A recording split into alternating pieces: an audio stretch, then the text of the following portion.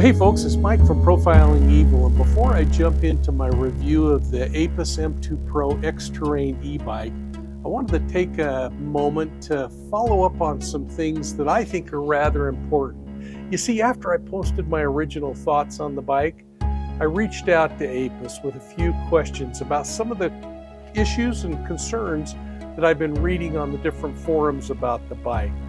Apus got back to me rather quickly, and I wanted to share their responses with you because I think they're important. First, they say they've made a number of upgrades to the M2 series, and they're calling their newest version the M2 Max, which now includes a hydraulic braking system for smoother, more stable stopping. They've optimized the battery design to address some of the earlier overheating issues during charging. So for those of us who already have the bike, I want to just let you know that you can go over to their website and buy those new hydraulic brakes. It's a really favorable price, and I think it'll solve a lot of problems. You know, they also listened to some of the earlier concerns about the battery, which reported fluctuating and stability and battery life issues. Now, they say that they fixed that as well, and they now offer some improvements. Overall safety concerns are satisfied through this. And I think this means that they're listening. You know, this was a company that was founded back in 2013, and they have about 12 years of R&D experience, according to them. But the important thing is they're listening, and they seem to be responding to customer concerns. Now, is it fast enough? Heck, I don't know. For me, it's been fast enough. And does that mean everything's going to be perfect? I don't think so. But it does leave me with a sense of comfort that this bike is worth a whole lot more than the price tag suggests. Now, they seem to be committed to customer service, and they promised me that their aim is to respond to any of our emails within 24 hours on work days. Now, the phone line might be busy at times, but they also promised me that every missed call is going to be returned, emphasizing that they're working to provide professional services, efficient after-sales support. They're trying to back their riders up. So now, with all that said, let's take the Apus M2 Pro X-Terrain e-bike on a ride through my hometown of Ogden, Utah. We call it O-Town here, and it's a place that's filled with a rich history. As a retired cop, it's also a place that's filled with all kinds of mystery.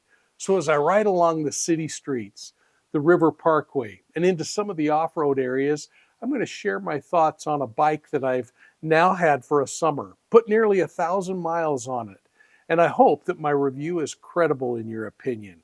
I'd really like your thoughts, and I hope you'll put them in the comments section down below.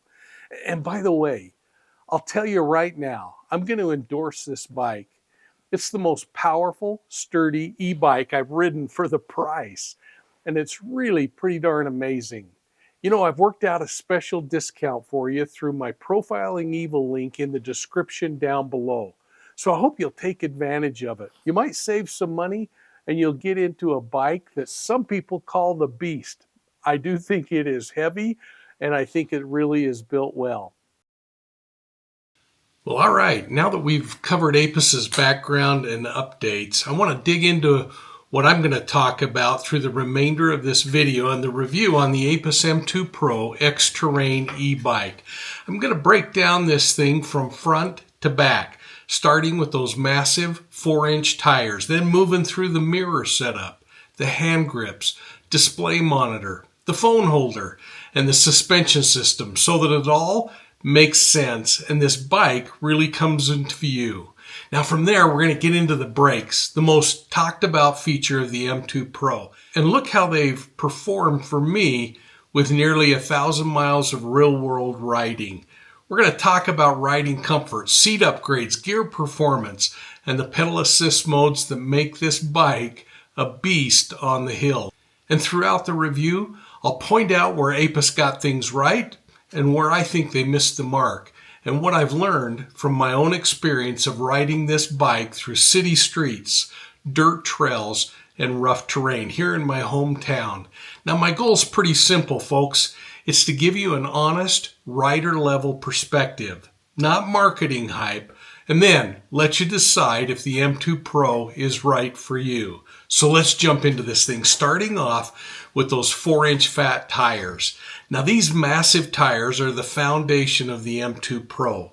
They're where the rubber meets the road. They grab dirt, gravel, and pavement with confidence, giving you traction and stability even when the trail turns rough. Now the thread isn't so thick, but it does take the edge off the bumps and it keeps the ride solid, whether you're on a city street or out on a mountain pathway. Now on the downside, these tires are not puncture proof. In fact, I think they're paper thin. And to rectify the immediate flats that I started having on dirt trails, I went to my local bike shop and I had Tannus Armor tire liners inserted into those tires. It ended up costing me close to a couple of $100, but now 700 miles later, I haven't had a flat, even though I have had a few thorns stuck in the tires. Now I plan on keeping liners in my new tires when I pick them up in the near future. So the tires, I think, are a give or take, but with the right backup, the Tannus inserts, you're in for a good experience there. Now the rear view mirror. It's small, but mirrors matter. And the Apus M2 Pro doesn't come with mirrors. I think everybody should have them, at least one, if not two, because mirrors give you a clear view of what's coming up behind you, especially when you're on narrow trails or busy pathways, or you're on city streets with cars coming up behind you. It's a simple safety touch that makes big differences in field awareness. Now, I purchased my mirrors on Amazon, and I found that they were a piece of cake to install into the handlebars. So don't be timid when it comes to cutting that rubber tip off the hand grip.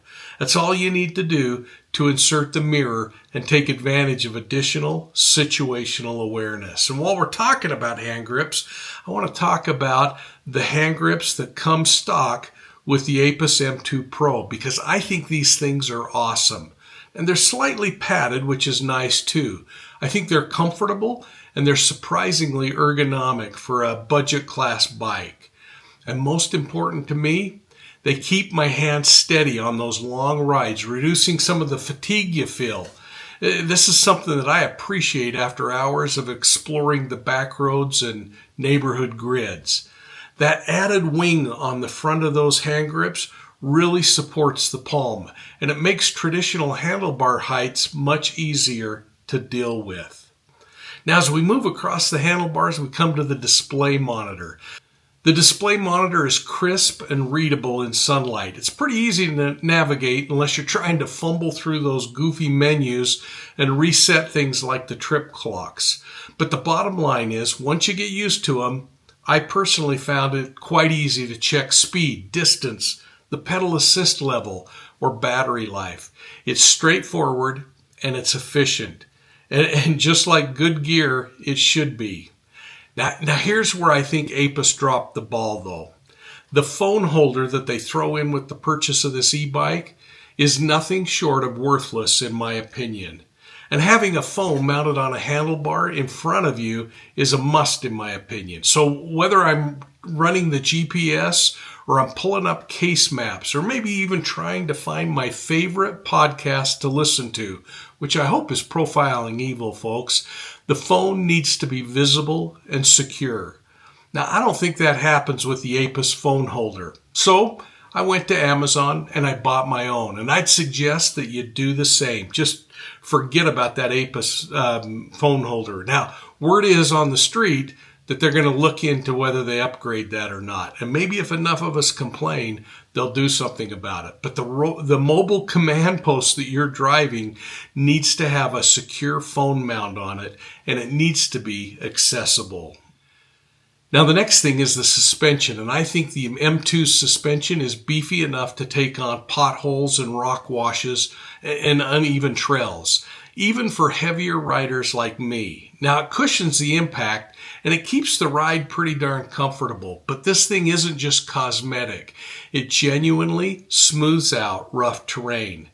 Now, Apus is offering a brand new air shock absorber that's been engineered for a more comfortable all-terrain ride. Go to their website and check it out. It's crafted from high-strength aluminum alloy, yet this thing's lightweight. And if you're thinking of doing something more with your suspension, I'd suggest picking up that Apus AirShock. The thing is pretty easy to install.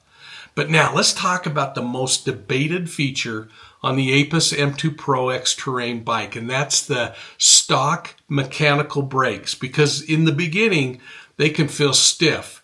But after a few rides, I think you're going to find that they settle in pretty nicely. And for me, they've proven reliable when I've had to stop fast. And trust me, that's been tested. Now, some riders prefer to upgrade to hydraulic systems, but I found again that the originals get the job done. Now, my bike guy, Greg, says he'd happily install the hydraulic brakes for me if I want to buy them, because he loves taking my money. But really, I don't see a need for them. But if you really feel like you need the hydraulic brake, go to Apus's website. They just released new hydraulic brakes for the M2 Pro. And by purchasing their brake set, you're going to get something that you can be sure will work with your M2 Pro. Otherwise, you might be joining the many unhappy customers who are on the different chat rooms talking about what should I buy, how do I get it compatible, what do I do to solve inconsistencies or installation challenges. It's your call, but I would say bypass it and go right to the source. Now, riding comfort was a real concern of mine when I climbed on the bike after so many years. That factory seat that they send with the bike was troubling to me at first, but I've found that it has enough padding to keep it comfortable even on long rides. Now, at first it felt kind of weird, and I ended up ordering the wide padded seat from Apus, but by the time the seat arrived at my house, I was already accustomed to the factory seat, and I've now decided just to keep it. So let me know if you're looking to buy a new, wider padded Apus seat. I'll cut you a good deal. But the bottom line on my bottom is that if you're planning extended treks, you might want to get that oversized seat or gel, but I just don't think it's worth the money. I think it's better to just adjust to what they've given you. And now let's talk about the M2 Pro's gears and that gear system, because I think it shifts pretty cleanly. It's responsive and it pairs well with the pedal assist, letting you kind of fine-tune your ride. So whether you're cruising or climbing, I really think it's pretty darn nice. Now, this isn't an automatic, so you really have to get used to changing gears when your riding conditions change. So don't be afraid to experiment with the gears and the pedal assist modes, especially if things are feeling a little misaligned. Just go in and adjust them or take them to your local bike shop who can fix it in minutes. And by the way, speaking of that pedal assist, thank goodness for the Apus pedal assist modes, because this is where I think the magic really happens on this bike. Now, you get 5 levels of pedal assist. Each one, in my opinion, delivers a noticeable boost in both speed and torque. So even at level 1, you can get just enough support for casual cruising, while level 5 feels like you got a tailwind, even on a little bit of an incline. I mean, it is pretty dang cool. The motor engages smoothly and predictably, and it adds the amount of power that you need when you need it. So don't be afraid to experiment with the pedal assist and the gears. But if you do engage those higher pedal assist numbers, just plan on the fact that you're going to shorten the battery's usage during that particular ride until your next recharge. So here's my final verdict on the M2 Pro. For $1,000, you're getting a solid, capable, fat tire e-bike that delivers range, comfort, and versatility. Is this thing heavy? Boy, I'll say it is, but so am I. And I'd rather have a sturdy workhorse than a lightweight toy. And after nearly 1,000 miles over this summer, I found that the Apus M2 Pro X-Terrain is dependable.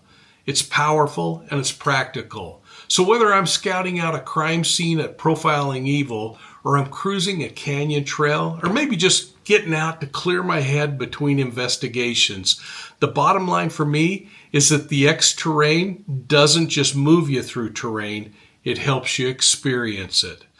So if you're thinking of buying a new e-bike, I'd recommend exploring APIS a little bit further.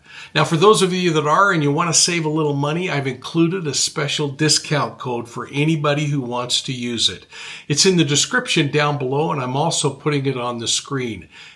And folks, if you like true crime, don't forget to subscribe to Profiling Evil on YouTube, or you can find it on your favorite podcast platform. That way, as you're out exploring the many wonderful roads and trails in your community, you'll have some cool stories to listen to. Hey, thanks for your support, and we'll see you soon at the next crime scene.